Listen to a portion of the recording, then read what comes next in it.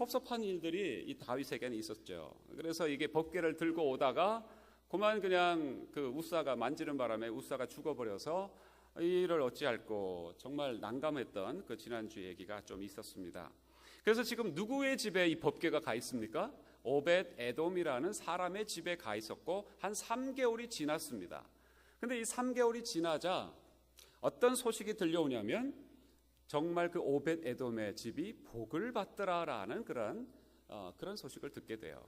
그래서 다윗이 다시 그 법궤를 이제 메고 오늘 올라오는 다윗성으로 예루살렘으로 올라오는 장면이, 그리고 거기에서 다윗성에서 이 법궤가 안치가 되고 그 다음에 번제와 화목제로 온 백성들이 즐거워하며 이렇게 예배하는 그런 모습이 나타납니다.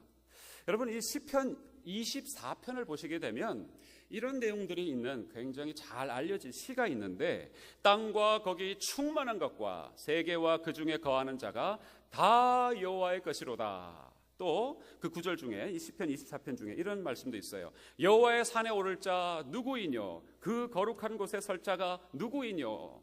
또 여러분, 문들어 머리 들어라 라는 그런 찬양으로도 알려져 있는 귀한 찬양의 바로 그 대목인 문들어 너의 머리를 들지어다, 영원한 문들어 들릴지어다, 영광의 왕이 들어가시리로다 라는 그런 놀라운 시편 24편의 이 시가 바로 오늘 이 법궤를 예루살렘에 메고 올라오는 다윗의 그 놀라운 정황과 감격과 이 예배의 상황을 알려주기 위해서 기록했다라고 우리가 알고 있는 시편인 것입니다. 자, 그래서 이것은 시편 24편은 법궤 입성시라고 잘 알려져 있어요. 법궤가 들어올 때에 이 다윗이 그때 경험했던 그 놀라운 감격을 나중에 이 시편 24편으로 기록을 했다라는 것이죠. 감동적인 예배 시편이라고 해서 지금까지도 이스라엘 백성들이 예배 드릴 때마다 외우고 외치고 선포하고 감격해하는 시 중에 하나입니다. 그래서 이 법궤 입성이라는 것은 이스라엘 역사에 있어서 단지 역사적인 사건이 아니라 예배의 현장이었다는 것이죠. 법궤가 그냥 들어왔구나, 여기 그냥 안치가 되었구나, 그게 아니고 하나님을 만난, 바로 하나님의 예표라고 할 수 있는 하나님의 임재의 상징인 이 법궤를 보면서 감사하며 정말 그 놀라운 영적 사건을 경험했던 것을 우리가 살펴볼 수가 있는 것입니다. 정말 영적인 결단이 그들에게 있었던 것이고, 지, 정, 의가 그 예배 시간을 속에서 그 법궤를 모셔드리면서 경험했다라는 것이죠. 그래서 오늘 사무엘 6장에 보면 이 법궤가 들어오는 장면이 보통 사건이 아닌 것입니다. 법궤를 다윗이 모셔드린 것은 그가 모든 것을 경험했던 그 모든 지금까지의 경험들을 다 일목요약하는 예배자로서의 다윗을 보여줄 뿐만 아니라 예배가 무엇인가를 보여주는 굉장히 중요한 핵심적인 사건 중의 사건이다라는 것입니다. 여러분, 저와 여러분이 지금 뭘 하고 있습니까? 예배드리고 있죠. 근데 이 예배가 과연 그렇다면 이 예배 사건, 예배자 다윗의 모습을 통해서 도대체 예배가 무엇인가? 이 예배 사건이라는 것이 무엇인가? 내가 빠뜨리지 말고 경험해야 될 것이 과연 무엇인가? 이런 것들을 우리가 오늘 이 시간에 이 다윗이 법궤를 예루살렘 성으로 모셔오면서 경험했던 다윗의 모습과 또 이 정황들을 살펴보면서 우리가 바르게 이해하고, 또 우리도 다윗 예배자 다윗처럼 우리도 하나님 앞에 온전한 예배자로 서야 할 줄로 믿는 것입니다. 자, 그렇다면 어떻게 예배하는 것이 바른 것이냐? 다른 말로 얘기하면 도대체 예배가 무엇이냐라는 것이죠.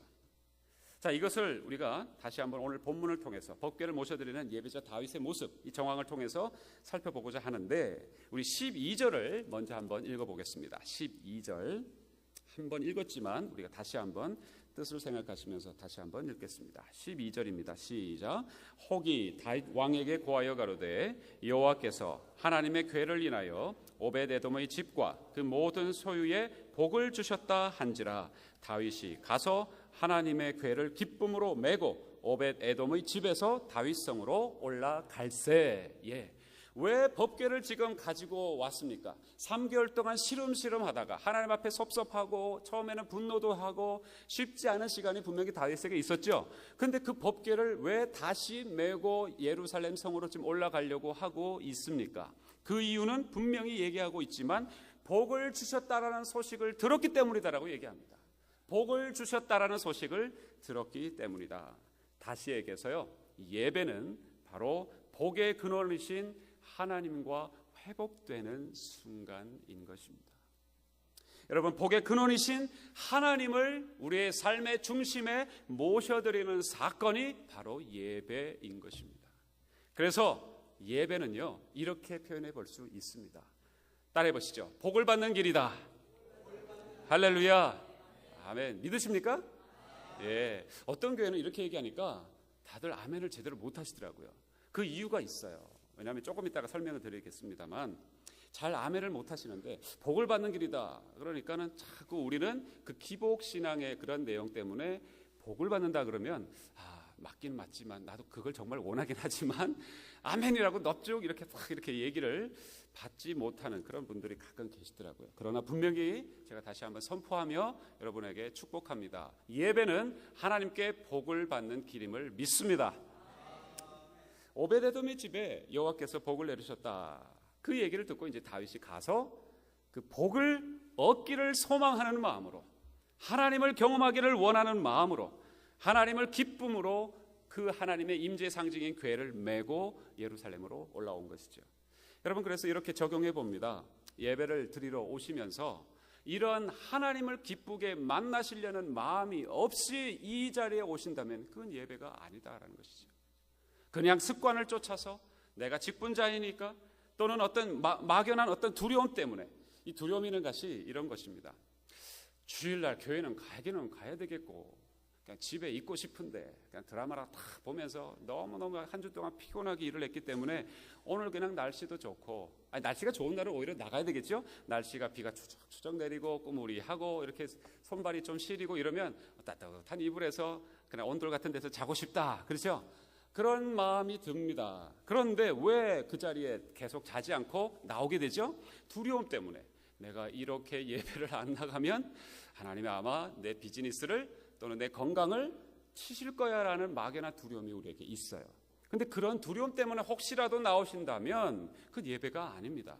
제가 분명하게 선포하고 말씀드리지만 예배는 하나님이 기뻐서, 또 하나님을 기뻐하기 위해서 나오는 것이어야 되는 줄로 믿습니다. 여러분, 두려움을 다 떨쳐버리십시오. 막연한 두려움을 떨쳐버리십시오. 하나님이 주신 마음은 두려워하는 마음이 아니오라는 말씀이 분명히 우리 성경에 있습니다. 어떤 습관을 쫓아서 또는 두려움이 그 원인이 돼서, 또는 어떤 분들은 이래요. 내가 오늘 주일날 안 나가면 우리 집안에 누가 한 식구가 바글바글 나를 그냥 못 살게 일주일 동안 그럴 테니까 그냥 가정의 평화를 위해서 내가 나가주지 뭐, 이런 분들이 참 제가 두고 온 그 텍사스에는 많더라고요.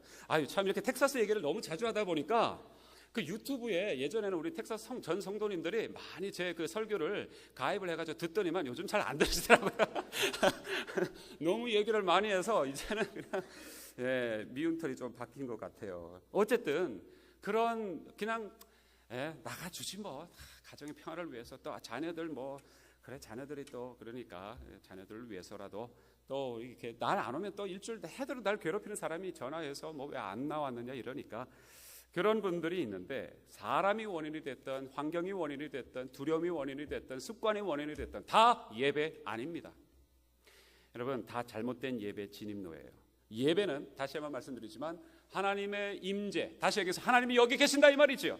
하나님이 여기 계시기에, 또 하나님이 내게 복을 주시기를 원하시기에 내가 그 복을 반드시 누려야 하기 때문에, 그래서 하나님 만나보고 싶다. 그리고 내가 그동안 어떻게 살았던지 간에 내가 하나님 앞에 엎드리기만 하면 하나님이 나를 다시 불쌍히 여기시고 나의 모든 더러운 것들을 다시 벗겨주시고 새 옷을 입히시고 하나님의 소중한 것으로 다시 한번 우리를 새 힘을 주실 것이라고 확신하기에 기대하는 마음으로 시작을 하는 것이 예배예요.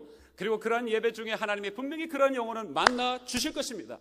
그럼 만나면 감사가 넘쳐나는 거예요. 은혜가 넘쳐나는 거예요. 그래서 옆에 사람이 이제는 달리 보이는 거예요. 그렇게 끝나는 것이 예배인 것인 줄로 믿어요. 할렐루야. 그래서 시편 1편에 복이 있는 사람은이라고 얘기하고 있지 않습니까? 성경은 복을 얘기하고 있어요. 근데 제가 조금 전까지 왜 사람들이 복 받으십시오 하면은 요즘 현대 성도님들이 내가 정말 그걸 원하는데 아멘 하고 싶은데 이렇게 약간 망설이느냐, 기복신앙 때문에 그런 것이죠. 그러나 우리는요, 제가 분명히 말씀드립니다. 기복신앙이 말이 잘못됐어요. 기복신앙은 기복신앙이에요. 우리는 복을 바라는 신앙이에요. 할렐루야. 이 보십시오. 아멘을 제대로 못 하시잖아요. 우리는 복을 바라는 신앙이에요. 할렐루야. 어디서 복을 얻으시려고요 도대체. 그런데 그 복의 내용이 달라서 문제인 것이죠. 내 뜻, 내 생각의 복을 달라고 하니까 문제인 것이지, 성경에서 약속한 복을 우리가 달라고 우리는 기도해야 하는, 요청해야 하는, 요구해야 하는 그런 삶의 사람들인 줄로 믿습니다. 복을 바라십시오. 만사, 무사, 형통, 만사, 형통 이런 얘기를 하면은 또 만사, 형통 아닌데 고난을 받아야 되는데 뭐 이러시죠. 그럴싸하게 보이지만 여러분, 우리는 모든 일들 궁극은 만사, 형통인 줄로 믿습니다. 무슨 일을 만나든지 만사, 형통하리라. 이 찬양도 있잖아요. 만약에 그게 틀렸다면 찬양 빼야죠. 찢어버리고 부르지 말아야죠. 그렇죠? 근데 왜 만사형통하느냐? 하나님이 우리에게 결코 우리에게 주시고자 하시는 것은 고난이 아니라, 눈물이 아니라 화평이요 회복이요 복이라고 말씀해 주셨어요. 할렐루야. 근데 우리는 생각을 달리하고 있기 때문에 이 땅에 있는 것을 복이라고 생각하니까 하나님이 때로는 고난을 통해서 진짜 복이 무엇인지를 가르쳐 주시려고 하시는 것이죠. 정말 하나님의 임재 속에 우리가 하늘의 복, 그것이 내게 임하기를, 떨어지기를 간절히 소망하고 하나님 오늘도 만나 주셔야 됩니다. 이런 마음으로 나오시는 것이 예배인 줄로 믿으시면 아멘 하시기 바랍니다. 산상수훈에서도요, 복 있는 사람이라 하면서 8가지 8복이나 얘기해 주셨잖아요. 성경은 도처에 복을 얘기하고 있습니다. 복을 얘기하고 있어요. 심지어 우리 예수님의 말씀이 뭐라고 합니까? 뭐 하죠? 두자죠? 복음이잖아요. 복음. 복된 말씀이라고요. 복된 말씀. 자, 우리 복 받으십시다. 서로 인사하십시오. 다시 한번 복 받으십시다. 복 받으십시다. 네. 자, 이렇게 하고 이제 본론으로 들어가야 돼요. 오벳에돔의 집에 이제 들어갔단 말이에요. 들어가서 복을 받았다라는 얘기를 듣고 들어갔어요.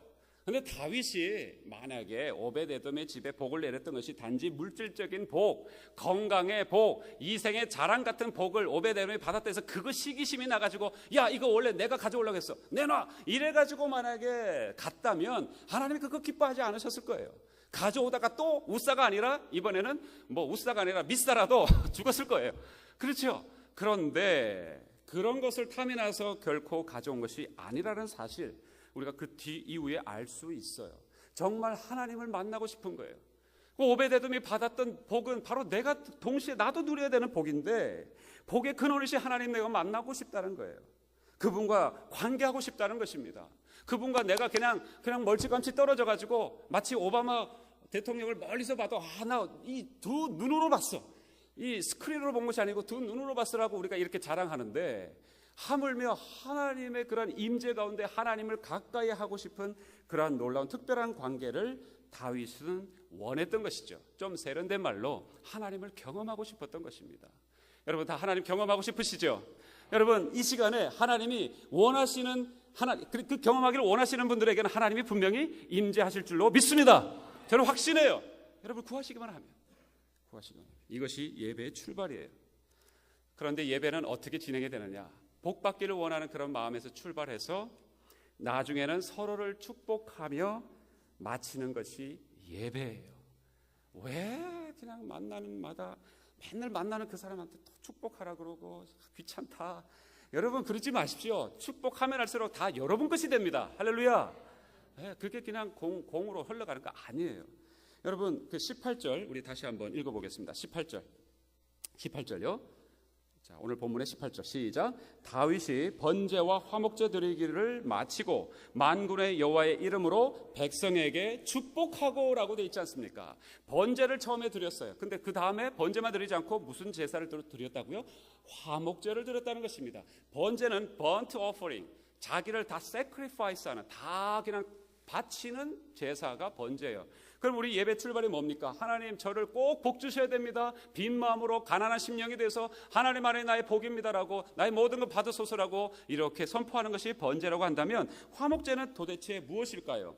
Peace offering이라고 하기도 하고 Fellowship offering이라고 하기도 하고 Shared offering이라고 하기도 하는데, 이게 뭐냐면 소를 잡아가지고, 여러분 한 가정이, 저희 대식구지 않습니까? 6명이 소를 잡아도 하루아침에 다 먹을 수 있나요?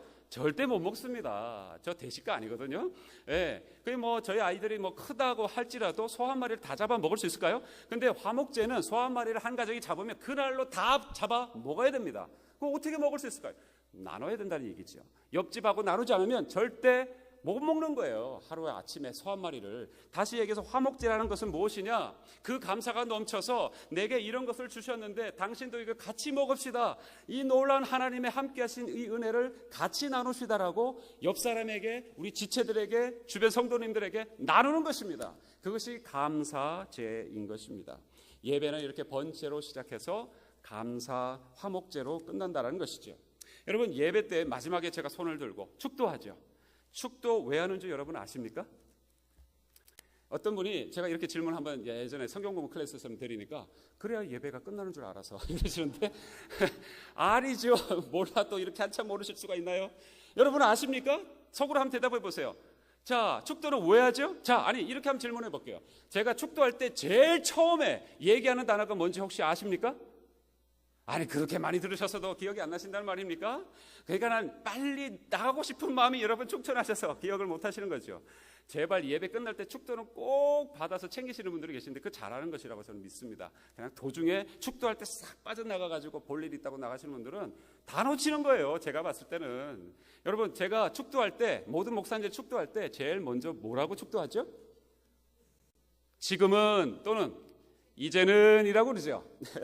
예전에 마포 삼열 목사님이라고 이제 계십니다. 그분이 우리 조선 초기에 이제 들어오셔서 막 선교도 하시고 이렇게 하시다가 이분의 예화가 있어요. 이렇게 설교를 다 끝내시고는 이분 목사님이, 마포 삼열 목사님이 마지막에 축도를 하시는데 이분이 미국 분이시니까 이제 영어로는 생각이 나요. 이제는 now라는 영어예요. now, 이제는, 지금은, 그죠? 그래서 이제 그거를 이제 영어로는 생각이 나는데 이 조선말, 한국말이 생각이 나지 않는 거예요. 올라왔는데 이제는 이러고 이제 축도를 해야 되는데 now밖에 생각이 안 나고, 그렇다고 now라고 하기는 그렇고 한국말로 해야 되는데 생각이 안 나서 이렇게 했다고 합니다. 손 들고 요새는 그래가지고 그냥 예배가 축도하다가 갑자기 다들 막 뒤집어지시고 그랬다고 하는 재밌는 예화가 있습니다. 여러분, 이제는 이라는 얘기가 무슨 얘기일까요? 지금까지 어떤 마음을 가지고 왔다 할지라도 이제는 하나님의 임재를 경험하고 난, 하나님의 놀라우신 역사를 경험하고 난 이제는 내가 그렇게 살 수 없다. 내 옆에 있는 사람, 내 상황, 내 모든 것 하나님이 앞으로 책임져 주실 것을 믿기에 이제는 하나님 앞에 감사함으로 참 예배자로 내가 살겠습니다라는 그 충천한 마음이, 그것을 표현한 것이 축도예요. 할렐루야. 여러분, 그래서 축도할 때요, 여러분 다 챙기십시오. 하나도 빼지 마시고 챙기십시오. 여러분, 예배 마치면 누가 볼까봐 손살같이 사라지시는 분들은요, 그거 아니에요. 여러분, 극장에서도 우리 그러지 않지 않습니까? 무슨 말인지 이해되세요? 극장 끝나고 나서 우리 한참 앉아 있잖아요. 극장도 끝날 때 다 끝났다, 야 나가자 이러면서 나가는 분들 없잖아요. 여운을 갖고 자막을 다 흐를 때까지 보기도 하고, 때로는 저게 무슨 내용이어서 몰라서 옆 사람 묻기도 하면서 자리에 앉아 있지 않습니까? 하물며 예배를 그렇게 끝에 축도도 하기 전에 나가버리실 수는 없는 것이죠. 여러분, 예배를 마치고 나서요, 내 마음속에 하늘의 복이 가득 차지 않았다고 느끼면 그건 실패한 예배이기 때문에 그런 것입니다. 예배를 드리고 나면 기뻐야 돼요. 예배를 드리고 나면 감사가 넘쳐 나와야 돼요. 예배를 드리고 나면 옆에 있는 사람이 달라 보여야 돼요. 여러분, 내가 할 일이 이제 생각이 나야 되는 것이에요. 한 주를 어떻게 이겨나갈지에 대한 그런 용기가 다시 샘솟아야 하는 것인 줄로 믿어요. 그런데 예배를 마치고서도 내 마음속에 아직도 저주의 쓴뿌리가 남아있다면, 아유, 아직도 저 인간이 내 눈에 들어오네, 이렇다면 여러분, 그건 예배 실패한 것입니다. 여러분, 다시 한번 축복합니다. 축복이 가득하시기를 축복합니다. 두 번째는요, 중요한 것은 예배자가 되기 위해서 예배에 대해서 우리가 알아야 될 가장 중요한 것이 있습니다. 정말 중요한 것이 있습니다. 이걸 안다고 우리 대부분 말씀들을 하시는데 모르는 경우가 대부분입니다. 또 순간순간 잊어버리는 것이 우리 현실인데, 여러분 꼭 기억하십시오. 바로 그것은 따라해 보시죠. 주 앞에서, 주님 앞에서라는 것입니다. 하나님 앞에서. 이거를 라틴 말로 코람데오라고 그러죠. 코람데오. 이 종교개혁자들의 이 얘기, 코람데오라는 말은요, 굉장히 종교개혁자들이 그들 머릿속에 각인하고 마음속에 새겨놓은 굉장히 중요한 그러한 단어이자 그들의 삶의 모토였습니다. 하나님 앞에서라는 것이죠. 하나님 앞에서 예배 드릴 때는요, 하나님 앞에서 있는 모습 그대로 쓰는 것이, 그것이 예배인 것입니다. 어떤 것도 거짓됨이 없이. 만약에 제가 오늘 준비하려고 했는데 제가 어제 시간이 없어서 미처 준비를 하지 못해서 죄송합니다만, 만약에 이걸 가면이라고 하겠습니다. 제가 가면을 쓰고 하나님이 여러분을 축복하십니다, 하나님이 여러분을 정말 정말 기뻐하십니다, 할렐루야, 이러면 여러분 마음속에 다가오는 게 있으실까요? 없지요. 가면을 쓰고 여러분들이 얘기하는 것은 아무런 의미도 어떤 영향력도 없는 것입니다. 있는 모습 그대로 여러분이 하나님 앞에 서는 것이 예배라는 것입니다.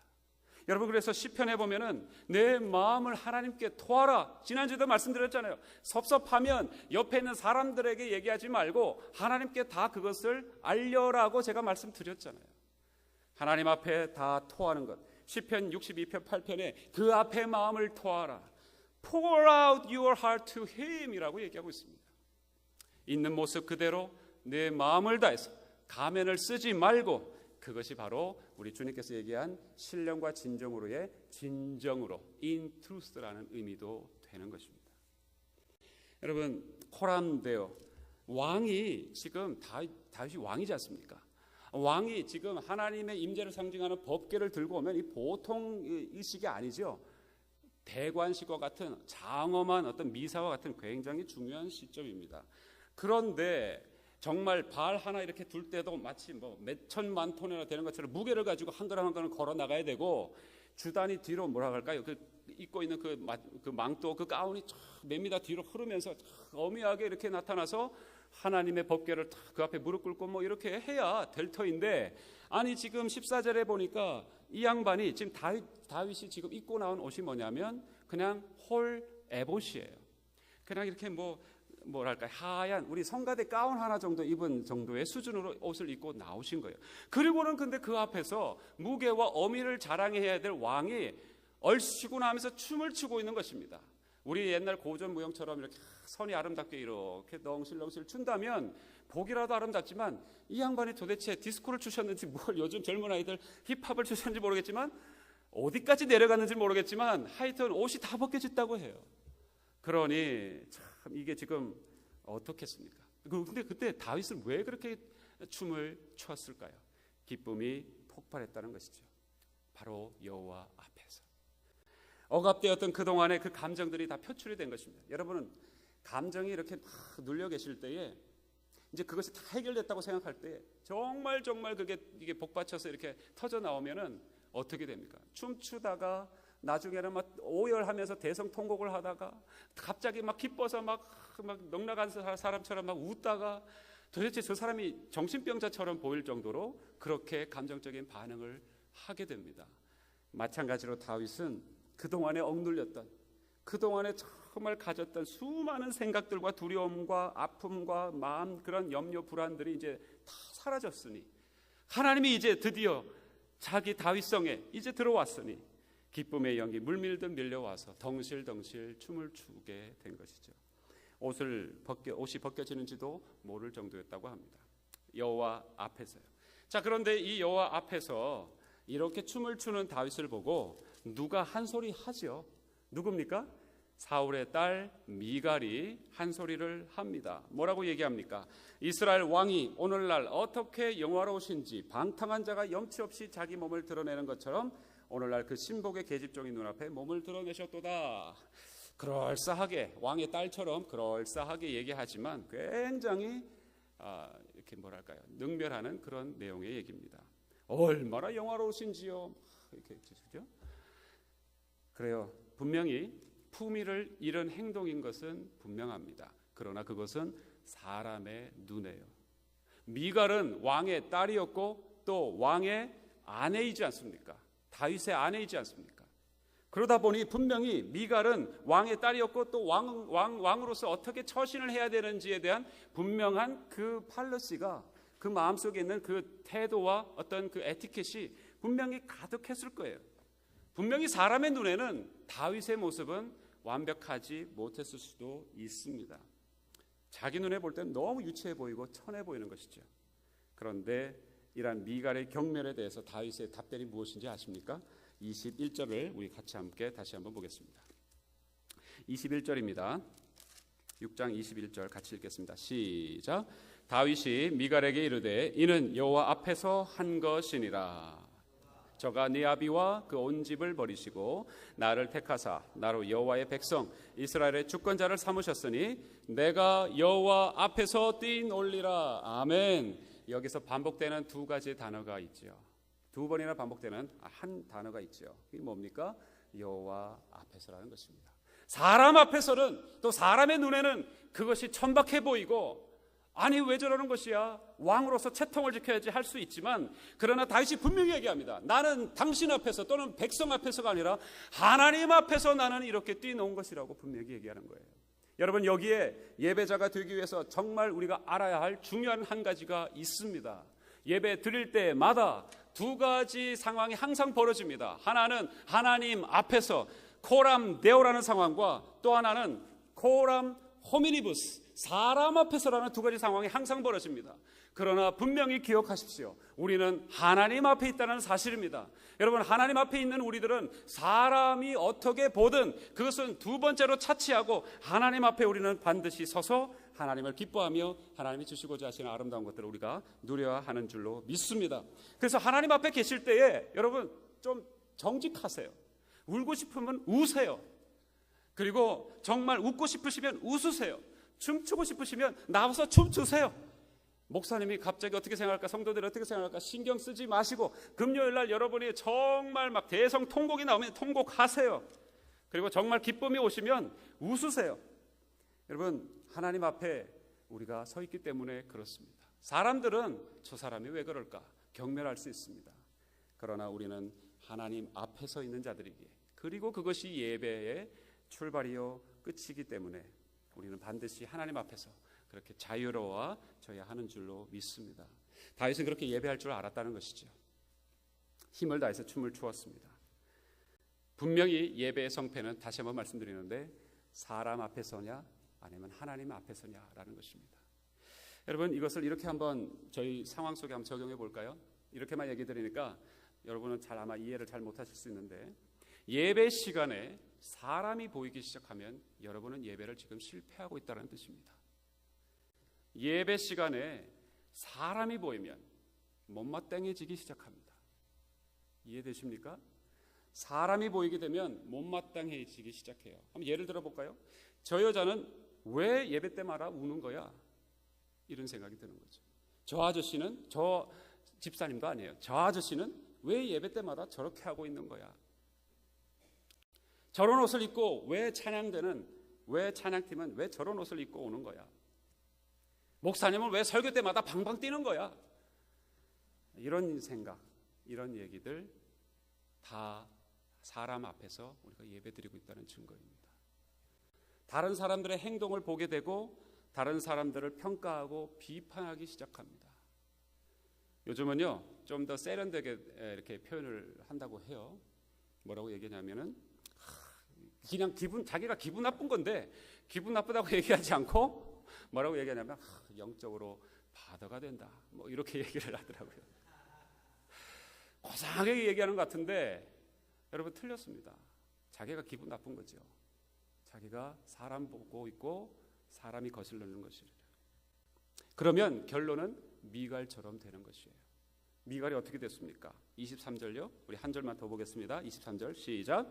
그러므로 사울의 딸 미갈이 죽는 날까지 자식이 없으니라.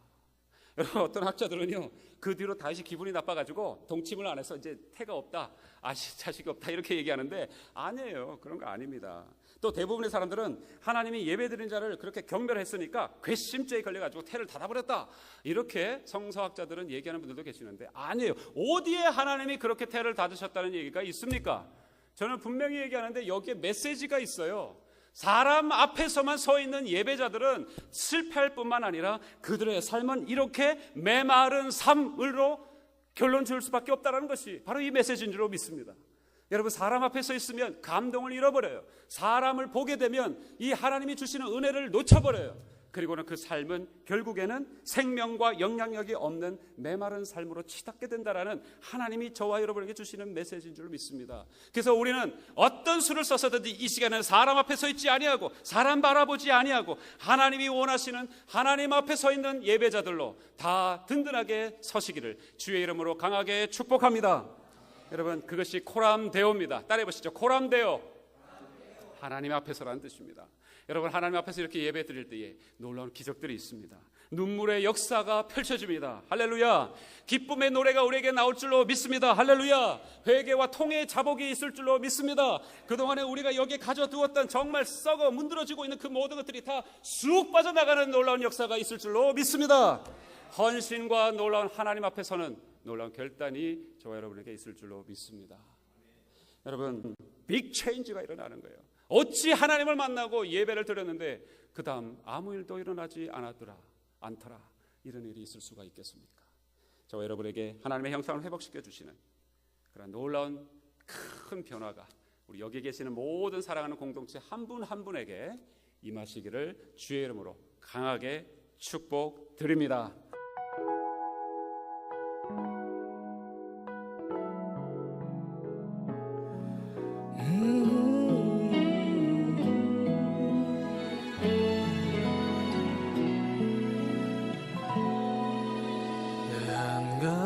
소원 주의 보좌 앞에서 내 사랑하는 주님을 예배하는 것 내 한 가지 소원 주의 사랑 인하여 나 자유롭게 예배하는 것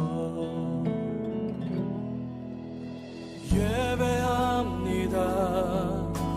경배합니다. 나의 소망 내 주님을 예배합니다.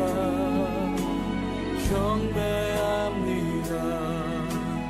나의 소망 내 주님을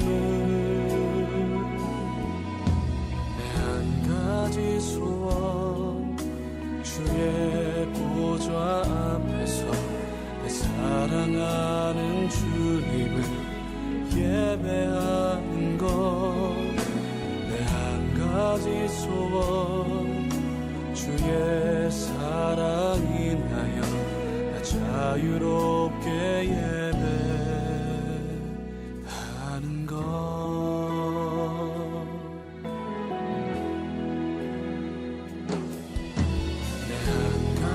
소원 주의 사랑 인하여 나의 약함을 통해 주를 예배하는 것 내 한 가지 소원 주의 위로를 통해 나 주를 위해 살아가는 것 예배합니다. 경배합니다. 나의 소망 내 주님을 예배합니다. 경배합니다. 나의 소망 내 주님을 예배합니다.